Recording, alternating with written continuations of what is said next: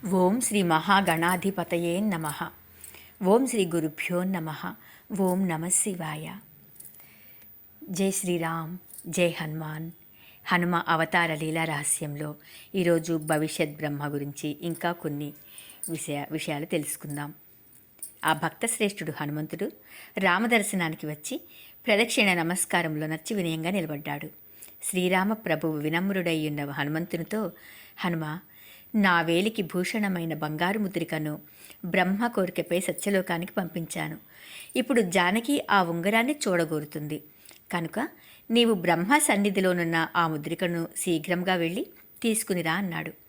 ఆ ఆదేశం అందుకుని హనుమంతుడు వాయువేగ మనోవేగాలతో బ్రహ్మలోకానికి వెళ్ళాడు. బ్రహ్మదేవుని స్వాగత సత్కారాలు అందుకున్నాడు. శ్రీరాముని ఆజ్ఞగా రాజముద్రికను ఇవ్వమని బ్రహ్మను వినయంగా అడిగాడు.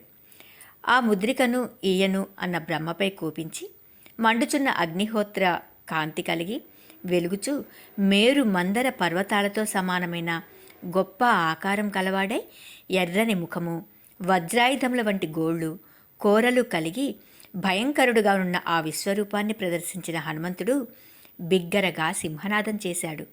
ఆ భయంకర విశ్వరూపాన్ని చూసి బ్రహ్మలోక వాసులందరూ కూడా భయకంపితులవగా బ్రహ్మ ఆ ముద్రికనిచ్చాడు. ఆ ముద్రికను సీతారాములకు అర్పించి వారిని మిక్కిలి సంతోషపరిచి తనకు సత్యలోకం ఎంతో ఆనందం కలిగించినట్లు చెప్పాడు. అంతటా శ్రీరామప్రభు అనుగ్రహంతో, హనుమ, నీవు బ్రహ్మలోకాన్ని చూసి ఎంతో ఆనందించావు కనుక నీవు బ్రహ్మలోకాధిపత్యం పొందుదుగాక. భవిష్యత్ బ్రహ్మవై నీవు ఆనాడు చరాచర సృష్టి గావిస్తూ నా ఆజ్ఞను పాలిస్తూ సమస్త లోకాలను పాలిస్తూ భక్తులను రక్షిస్తూ కీర్తి గడించు అని వరం ప్రసాదించాడు. మహామహిమాన్వితమైన హనుమంతుని వాలం గురించి తెలుసుకుందాం. పరమేశ్వరుడు భయంకర రాక్షసుడైన త్రిపురాసురుని సంహరించడానికి దేవతలందరూ ఆ దేవునకు సహకరించారు. శ్రీ మహావిష్ణువు బాణరూపం ధరించి శివుని ధనస్సు పినాక నుండి బయలుదేరి త్రిపురాసురుని సంహరించాడు.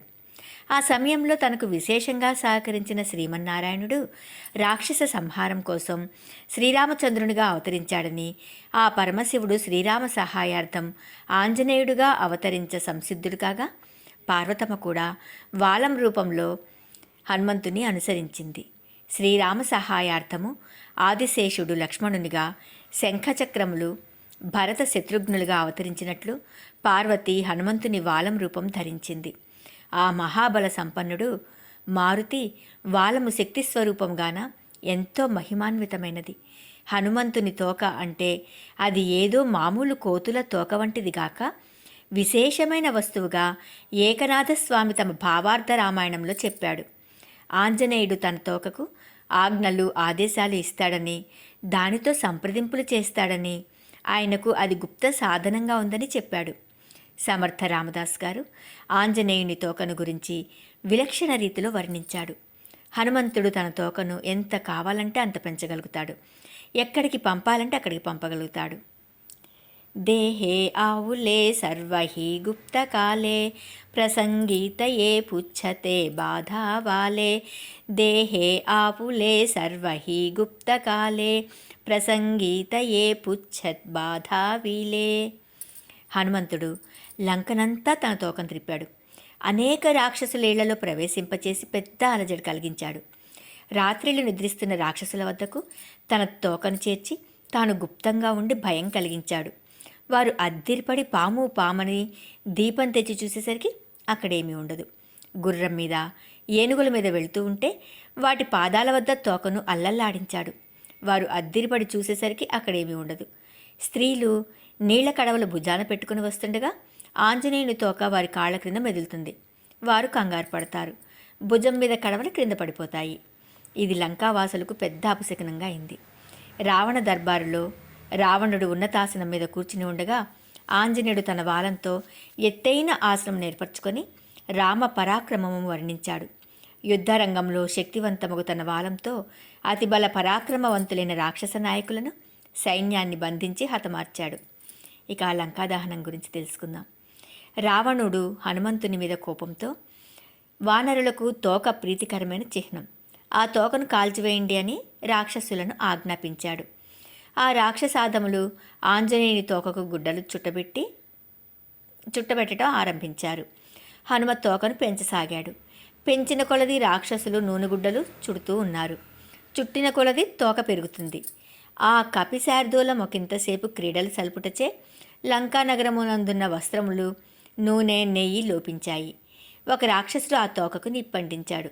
అగ్నిజ్వాలలు ప్రజ్వరిల్లగా రాక్షసులు ఆడుచూ పాడుచూ సంతోషించారు. రుద్రాంశ సంభూతులకు ఆంజనేయుడు ఆ మంటలతోనున్న తోకను త్రిప్పుచు దానితో రాక్షసులను తీవ్రంగా కొట్టనారంభించాడు. వజ్రఘాతముల వంటి ఆ దెబ్బలకు అచ్చట ఉన్న వారందరూ భయపడి పారిపోయారు. కానీ వారెచ్చటికి వెళ్ళినా కూడా కాలసర్పం లాంటి ఆ తోక దెబ్బలు వచ్చి తగులుతూనే ఉన్నాయి. దాంతో భయపడ్డారు. ఆ కపిశ్రేష్ఠుడు ఆ శ్రీరామచంద్రునికి జయమొక్కాక అని నినాదనం చేస్తూ ఒక ఇంటి మీద నుంచి మరి ఒక భవనంపైకి దూకుచు ఎగురుచు జాతి స్వభావ చేష్టలు చేస్తూ ఆ ఇళ్లకు నిప్పంటించాడు. ఇళ్ళు, భవనాలు, ప్రాకారాలు మొదలగునవన్నీ కూడా ఒకదాని నుండి ఇంకో దానికి మంటలంటుకుని లంకా పట్టణమంతా దగ్ధమైపోయింది. అందలి రథ, గజ, తురగాలు, మృగ, పశు, పక్షి, వృక్ష సహితంగా రాక్షసులు ఎందరెందరో మడిచారు. సహస్రకంఠ రావణవధ. సహస్రకంఠ రావణుడు సప్త సముద్రాలకు ఆవలనున్న దీవిలో ఉన్నాడు. వానికి 1000 తలలు, 2000 బాహువులున్నాయి. అతడు ఆ ద్వీపం దాటి వచ్చి మిగిలిన ద్వీపాలలో నుండే వారిని బాధించేవాడు. వానిని వధించటం ఎవ్వరికీ సాధ్యం కాలేదు. ఆ రాక్షసుని సంహరించడానికి శ్రీరాముడు ఆంజనేయుని నియోగించాడు. ఆ మహాబల పరాక్రమవంతుడు వాయునందునుడు విశ్వరూపాన్ని ప్రదర్శించాడు. బ్రహ్మాది దేవతలు, నక్షత్ర గ్రహ తారాదులు, ఋషులు వాని దేహంపైనను సమస్త చరాచర జంతు వస్తు సంతతులు వాని రోమకూపాదులయందును ప్రకటితమయ్యాయి. అట్లా ఆ మహాబల సంపన్నుడు అనేక శిరస్సులతోనూ బాహువులతోనూ విలసిల్లుతూ దిక్కులన్నిటి అందును వ్యాపించి ఆ రూపంలో రామచంద్ర, నా తోకను సప్త సముద్రాలు దాటు వరకు సహస్రకంఠాసురుని నివాసం వరకు పెంచుతాను. నా తోక మీదుగా మీరు సముద్రాలను దాటి వెళ్ళి ఆ దుష్టిని మీరే వధించిరండు. ఆ కీర్తి మీకే దక్కాలని చెప్పి తోకను పెంచాడు. సప్త సముద్రములకు వారధి వలెనున్న హనుమంతుని వాలమందు నక్షత్రములు, గ్రహములు దర్భకొనలపై మంచు బిందువుల వలె ప్రకాశించాయి. ఆంజనేయుడు చెప్పిన ప్రకారం ఆ వారధిని వెళ్ళి ఆ సహస్రకంఠాసుని వధించాడు శ్రీరామచంద్రుడు. ఇంత అద్భుత దివ్యశక్తి స్వరూపంగాన ఆ మహామహిమాన్వితమైన ఆంజనేయ వాలమును పూజిస్తారు. ఆ దివ్య శక్తి గల వాలాన్ని పూజిస్తే సాక్షాత్తు ఆదిశక్తిని పూజించినట్లే. ఇక ఆ విశ్వరూపం గురించి చూద్దాం. చరాచరమిదం విశ్వం సర్వం హనుమదాత్మకం ఏవం విభావయంతి ఏతేతరం తివ సంశయ. ఇది పరాశర సంహిత నుండి వచ్చిందండి. ఈ చరాచర జగత్తంతా హనుమదాత్మకమైనది అట్లు తెలిసినవారు నిస్సంశయంగా తరిస్తారని పరాశర సంహితల్లో చెప్పబడింది. ఉదయాద్రి మీద ఒక పాదాన్ని, అస్తాద్రి మీద ఒక పాదాన్ని ఉంచి సూర్యుని వద్ద వేదాంగములు నేర్చినది హనుమ యొక్క మధ్యమగు రూపము. శతకంఠ రావణుని సంహారంలో ధరించినది కూడా మధ్యమగు రూపమే. భీమునకు చూపించినది 10 యోజనాల విస్తీర్ణం, 30 యోజనాల వైశాల్యం గల రూపం. ఆ రూపంతోనే హనుమ సముద్ర లంఘనం చేశాడు.